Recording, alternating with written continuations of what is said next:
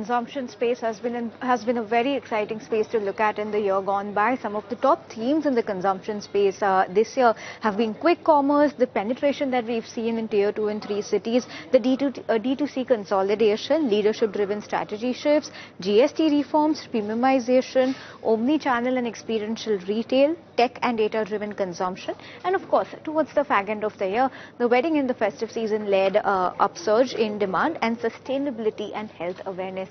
These are some of the top themes that stood out for us in the year gone by when it comes to the consumption space. Let's start by talking about the need for instant gratification, which is the increase in the adoption of quick commerce that we've seen in the year gone by. Quick commerce drove 45% of festive purchases this year. Tier 2 and 3 have seen instant uptake of instant delivery services. Quick commerce has aided daily consumption behavior in segments like groceries, personal care, ready-to-eat, electronics, beauties, and a whole host of other categories. Existing players like Blinkit, Instamart, and Zepto saw more competition from the newer challengers like Flipkart Minutes, Flipkart Quick, Amazon Fresh, their pilot, Tata New Quick Commerce, and Tata Click, and of course Myntra's M Now. So lots of excitement and lots of exuberance in terms of competition in this space as well. Talking about the way some of these quick commerce and instant food delivery companies have performed, Swiggy and Zomato's QIPs, both of them were instantly subscribed, showing that there is confidence in this space. And remember, most recently, Zepto has also filed a confidential IPO worth 11,000 crores. Shifting focus, talking about the next big theme, the changes in the corner office. HUL MD and CEO Rohit Java was replaced by Priya Nair with effect from 1st August. Britannia MD and CEO Varun Berry quit the company after 13 years, and ex-Birla Opus CEO Rakshit Hargave came on board. Nestle, let's talk about that. The chairman and MD Suresh Narayanan, he retired after 26 years of service, and Manish Tiwari took charge from 1st of August this year. For Titan, Mr. C.K. Venkatraman will be leaving after 30 years, and Ajay Chawla will be taking charge from the 1st of January. Diageo India, MD and CEO Hina Nagarajan left after 4 years, and Praveen Someshwar took effect on 1st of April this year. And lastly, DMart, MD and CEO Neville Narona was out after 20 years of service to the company, and Anshul Asawa took charge from the 1st of February this year. So these are some of the top management changes that stood out to us.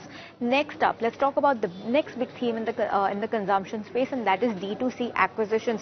The big guns went shopping this year for sure, because HUL in April acquired Minimalist for about 2,700 crore rupees, a big deal over there. ITC in April 25, they increased their stake in Mother's to 49.3% worth 81 crore rupees. Marico acquired True Elements in September. Godrej Consumer acquired Mustaq for 450 crores in November this year.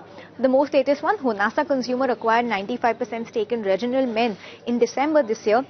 And Reliance Consumer, over the course of 2025, as their playbook has been, acquired stake in SIL, Lotus Chocolate Company, Udhya Magro Foods, as well as Velvet, and Rasna, the unlisted player, acquired Jumpin in May of this year. Lastly, let's talk about the big reset in consumption on the back of the GST rate rationalization that we saw in September 2022. That's when it kicked in, 22nd of September that is.